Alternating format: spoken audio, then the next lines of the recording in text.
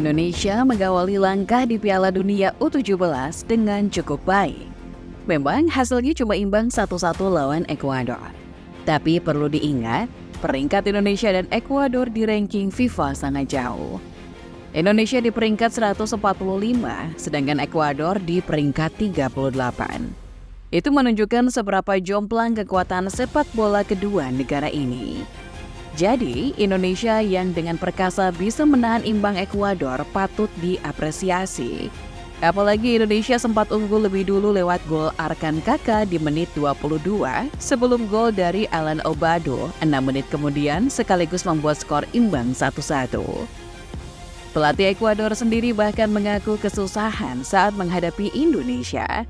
Ini karena pertahanan tim Garuda yang sangat kokoh, terutama penampilan gemilang dari kiper Ikram Al-Ghifari, tapi juga karena Ekuador sulit menganalisis permainan Indonesia.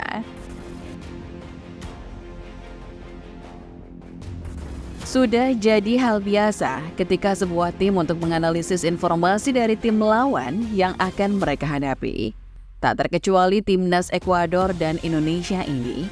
Namun sebelum pertandingan, pelatih Ekuador Diego Martinez mengaku sulit untuk menganalisis kelemahan Indonesia. Ini dikarenakan Indonesia adalah tuan rumah Piala Dunia U17 2023 ini.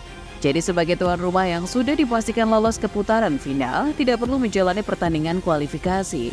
Ini yang membuat Martinez kesulitan menganalisis peta kekuatan timnas Garuda U17. Sebab mereka tidak bermain di kualifikasi sebelumnya. Sulit mencari informasi karena mereka tidak bermain di kualifikasi zona Asia. Tapi kami jadi sedikit tahu karena melihat tim di Indonesia kebanyakan sangat kompetitif dan punya ide permainan yang jelas dengan permainan yang cepat dan terampil. Ucap Martinez dikutip dari CNN. Kurangnya informasi soal timnas ini mungkin jadi salah satu faktor yang membuat Ekuador kesusahan bobol gawang Indonesia. Padahal Ekuador benar-benar menguasai jalannya pertandingan malam itu. Mereka bahkan sebenarnya bisa mencetak gol kedua tepat sebelum babak pertama berakhir, atau tepatnya di menit 44. Tapi untungnya gol tersebut dianulir oleh VAR karena offside. Mungkin juga ada faktor VAR yang membantu Indonesia. Ini adalah yang pertama kalinya sepak bola Indonesia dibantu VAR. Dan untungnya keputusan pertama yang dibuat oleh VAR di Indonesia bisa membantu timnas Garuda. Terlepas dari itu, hasil positif ini juga tak lepas dari usaha pemain Indonesia sendiri, terutama bagaimana cara anak asuh Bima Sakti bertahan. Kualitas ini juga yang jadi pujian pelatih Ekuador. Martinez mengatakan kalau di pertandingan ini, Ekuador menargetkan untuk menang dan merebut 3 poin penuh dari Indonesia. Tapi justru Indonesia lah yang merebut 1 poin itu dari Ekuador. Ini pertandingan yang sulit, kami ingin menang dan dapat 3 poin. Tetapi Indonesia juga menunjukkan pertandingan yang baik dengan pertahanan yang efektif. Indonesia membuat kami kesulitan mencetak gol, ucapnya dikutip dari Bola Sports. Pertahanan Indonesia malam itu memang sangat solid. Timnas Garuda digempur sepanjang laga oleh Ekuador. Dari segi penguasaan bola, Ekuador mencatatkan 68% ball possession, sedangkan Indonesia hanya 32%. Ekuador juga mencatatkan total 418 passing dengan akurasi mencapai 80%. Sedangkan Indonesia hanya 230 umpan dengan akurasi 70%. Dengan statistik tersebut, para pemain bertahan Indonesia sukses membuat Ekuador frustasi. Tapi mungkin yang paling membuat frustasi adalah performa kiper Indonesia Ikram Al-Ghifari. Sebab Ekuador berhasil melancarkan 16 tembakan di pertandingan itu. Tapi kokohnya tembak penjaga gawang Indonesia membuat Ekuador hanya mampu mencetak sebiji gol saja. Dipilihnya Ikram Al-Ghifari sebagai kiper utama timnas Indonesia U17 pada laga ini cukup menarik perhatian. Sebab sebelumnya Ikram bukan kiper utama di timnas Indonesia U16 dan U17.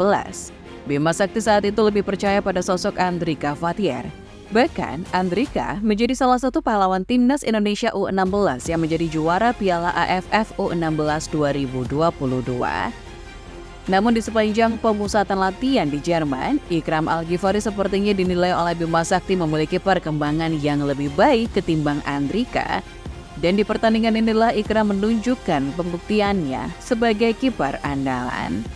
Kiper asal Sumatera Barat itu tampil sangat gemilang dengan mencatatkan 6 penyelamatan sepanjang laga. Terlebih lagi, Ikram beberapa kali terlihat menahan rasa sakit. Di pertandingan babak kedua, ia juga sempat mengeluhkan sakit bagian lutut.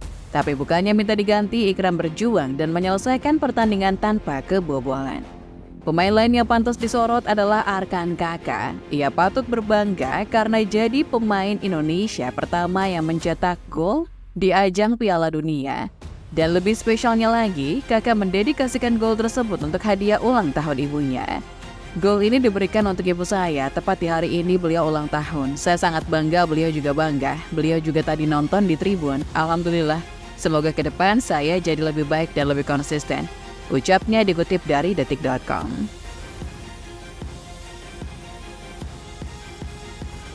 Meski hasil imbang, tapi ini tetap hasil positif. Indonesia berhasil mencuri poin dari lawan yang kuat. Namun ini bukan akhir. Pertandingan ini baru awal perjalanan Indonesia di Piala Dunia U17. Untuk itu masih ada beberapa PR yang perlu dirampungkan. Pertama adalah performa bek sayap. Meski pertahanan baik, tapi bek sayap kurang berfungsi sempurna. Di laga ini Ekuador sering memanfaatkan hal tersebut dan melancarkan serangan dari sayap. Itu juga yang membuat gol Ekuador tercipta. PR lain adalah soal fisik dan stamina. Sejak babak kedua dimulai, sangat terlihat fisik para anak asuh Bima Sakti sudah terkuras habis. Padahal taktik utama Indonesia adalah serangan balik. Artinya harus memanfaatkan kecepatan dan fisik kuat dari para pemain.